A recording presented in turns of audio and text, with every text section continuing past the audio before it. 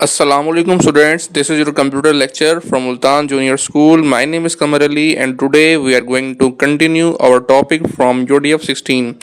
तो इस लॉन्ग के पहले हाफ में हमने यूनिकोड की डेफिनेशन और UDF 8 के बारे में पढ़ा था, स्टडी किया था। अब हमने इसको स्टार्ट करना है UDF 16 से। तो कहता है UDF 16 is another variable character encoding mechanism although it uses either 2 bytes or 4 bytes per character at most। कहता है UDF 16 जो है वो यूनिकोड की एक ऐसी इनकोडिंग स्कीम है जो कि किसी एक कैरेक्टर को रिप्रेजेंट करने के लिए कम से कम 2 बाइट्स या 4 बाइट्स का जो डेटा है वो यूज़ करती है। अगर मैं इसको कंपेयर करूं पिछले UDF 8 से तो आपको याद होगा कि जो UDF 8 थी वो किसी एक कैरेक्टर को सेव करवाने के लिए 1 से लेकर 4 बाइट्स का जो डेटा था वो इस्तेमाल करता था, जबकि जो UDF 16 जो हम पढ़ रहे हैं वो एक कैरेक्टर को सेव करने के लिए 2 या 4 बाइट्स का डेटा जो है वो यूज़ करती है। कहते हैं unlike UDF 8 it is not compatible with ASCII। कहते हैं अच्छा, आपको याद होगा जब हमने UDF 8 पढ़ा था तो वहाँ पे हमने ये देखा था कि जो UDF 8 है वो ASCII के साथ कंपैटिबल है। कंपैटिबल का मतलब ये है कि आप UDF 8 की मदद से ASCII फाइल्स को ओपन कर सकते थे, लेकिन जो UDF 16 है वो ASCII के साथ कंपैटिबल नहीं है। अब फॉर एग्जांपल अगर आपने कोई फाइल ओपन करनी है जो कि जिसमें जो टेक्स्ट है वो ASCII में हो तो फिर आप ये काम UDF 16 की मदद से नहीं कर पाएंगे, क्योंकि UDF 16 जो है वो ASCII के साथ कंपैटिबल नहीं है। अब आ जाते हैं इसी एग्जांपल पर। कहता है the letter A in the UDF is equal to, अब आपको ये बड़ा सारा जो है नंबर दिख रहा होगा जो कि बाइनरी फॉर्म में है। आप जैसा जानते हैं कि जो UDF 16 है वो 16 बिट्स यानी कि एटलीस्ट 2 बाइट्स से स्टार्ट होता है। 2 बाइट्स का मतलब 16 बिट्स होता है। तो यहाँ पे 16 बिट्स का जो है एक बाइनरी नंबर लिखा हुआ है जो कि कोड है किसका, लेटर A का। अगर आप इसी बाइनरी नंबर को चेंज करें डेसिमल फॉर्म में तो वो कितना बनेगा, 65 बनेगा।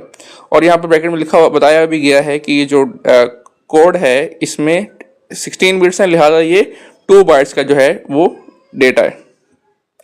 फॉर उर्दू, अच्छा अगर उर्दू की अगर हम कैरेक्टर की बात करें तो क्या होगा, इसकी एग्जांपल भी दे रखी है। कहता है the right Urdu letter in the UDF 16 is represented as, अब देखिएगा ये जो डेटा है सारा का सारा ये भी किस में है, बाइनरी फॉर्म में है।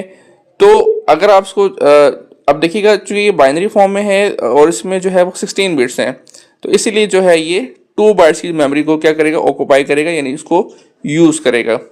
ओके, UDF 16 के बाद नेक्स्ट हमारी हेडिंग है UDF 32 की। UDF 32 जो है वो क्या कहते हैं, यूनिकोड की लास्ट इनकोडिंग स्कीम है। कहता है UDF 32 is a method of encoding that uses a fixed length with all the characters stored in the 4 bytes per character। अब मैं थोड़ा सा कंपैरिजन करता हूँ UDF 8 का, 16 का और 32 का। अब यहाँ पे इस पॉइंट को अगर मैं नोट करूँ तो हमने ये देखा था कि जो UDF 8 था वो एक कैरेक्टर को सेव करने के लिए 1 से लेकर 4 बाइट्स तक का डेटा जो था वो यूज़ करता था। इसके बाद UDF 16 में 2 या 4 बाइट्स पर कैरेक्टर, और अब हम जो पढ़ रहे हैं UDF 32 ये एक कैरेक्टर को सेव करवाने के लिए 4 बाइट्स का डेटा इस्तेमाल करता है। इसी के साथ साथ आपने एक बात और भी इसमें नोट करी कि जो पहले वाले दो UDF थे वो उनमें उनकी जो लेंथ थी वो वेरिएबल थी। वेरिएबल से मुराद क्या था कि वो चेंज हो सकती थी। मसलन UDF 8 में आपने देखा था कि जो पर कैरेक्टर डेटा है वो 1 बाइट हो सकता है और या 4 बाइट तक हो सकता है। UDF 16 में आपने देखा था कि जो पर कैरेक्टर डेटा था वो या तो 2 बाइट होगा या 4 बाइट होगा। लेकिन अब जो हम पढ़ रहे हैं UDF 32 इसमें जो डेटा की जो लेंथ होती है वो फिक्स होती है और हर कैरेक्टर के लिए वो कितनी होती है, वो 4 बाइट्स होती है। 4 बाइट्स यानी कि UDF 32 में जो भी कैरेक्टर आप सेव करवाएंगे, रिप्रेजेंट करवाएंगे, वो 32 बिट यानी कि 4 बाइट का डेटा जो है वो इस्तेमाल करेगा। कहते हैं this make it very simple but at the same time it may look a little complicated when it's come to a space usage.